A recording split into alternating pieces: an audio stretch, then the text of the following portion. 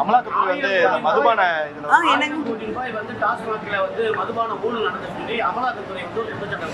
அமலாக்கத்துறை எதற்காக பயன்படுத்தப்படுகிறது அப்படின்னு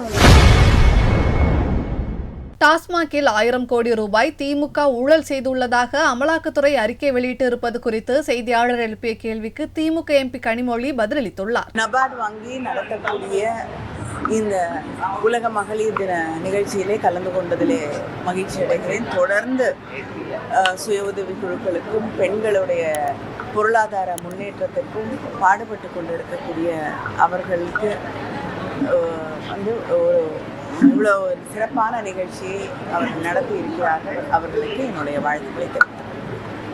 சர்வதேச மகளிர் தின வாழ்த்துக்கள் மேடம். நீங்கள் சார்பாக நன்றி. இன்னைக்கு தமிழக அரசு பொது பட்ஜெட் தாக்கல் பண்ணியிருக்காங்க. அதில் வந்து பணிபுரியக்கூடிய பெண்களுக்கு வந்து கிட்டத்தட்ட ஒரு 77 கோடி ரூபாயில் வந்து விடுதிகள் கட்டப்பட்டு சொல்லியிருக்காங்க. 300 கோடியில் வந்து 1000 மாணவிகள் தங்கக்கூடிய ஹாஸ்டலாக கொண்டு வரப்பட்டு சொல்லியிருக்காங்க. அந்த அறிவிப்பு எப்படி பார்க்குறீங்க? இல்லைங்க, நிச்சயமாக வரவேற்கத்தக்க ஒன்று. பல அறிவிப்புகள், இந்த 2 அறிவிப்புகள் மட்டும் இல்லை, தமிழுக்கான, தமிழுடைய வளர்ச்சிக்கான, தமிழுடைய தொன்மையை காட்டக்கூடிய, அதை தாண்டி எத்தனையோ வளர்ச்சி திட்டங்கள், புதிய தொழிற்சாலைகள் என்று கல்வி என்று பல்வேறு துறைகளுக்கான திட்டங்கள் இன்று அறிவிக்கப்பட்டிருக்கிறது. அத்தனை அறிவிப்புகளுக்கும் என்னுடைய வாழ்த்துக்களை, நன்றியை தெரிவித்துள்ளேன்.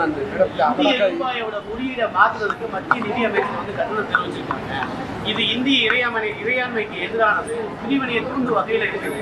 ஒரு தமிழர் படைப்பை வந்து நீங்க தமிழ்லேருந்து ஒரு எழுத்தை போடுறது வந்து இந்திய இறையாண்மைக்கு எதிராக இருக்கு அப்படின்னு சொல்லக்கூடிய ஒருவர் ஒரு மொழியை கொண்டு வந்து தமிழர்கள் மீது மட்டும் இல்லாமல் இந்தியாவில் இருக்கக்கூடிய அத்தனை இன மக்கள் மீதும், மொழிகளின் மீதும், மாநிலங்களின் மீதும் திணிப்பது என்பது இந்திய இறையாண்மையை காப்பாற்றக்கூடிய ஒன்றாகவா இருக்க முடியும்? அமலாக்கத்துறை வந்து மதுபான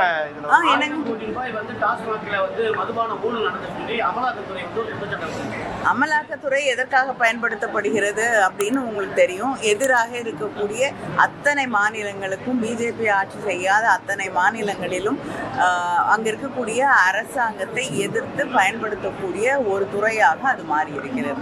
மார்ச் 17ஆம் தேதி அண்ணாமலை அவர்கள் போராட்டம் நடத்த போறாங்களா? செய்திகளை உள்ளது உள்ளபடி தெரிந்து கொள்ள ரெஃப்ளெக்ட் நியூஸை சப்ஸ்கிரைப் பண்ணுங்க.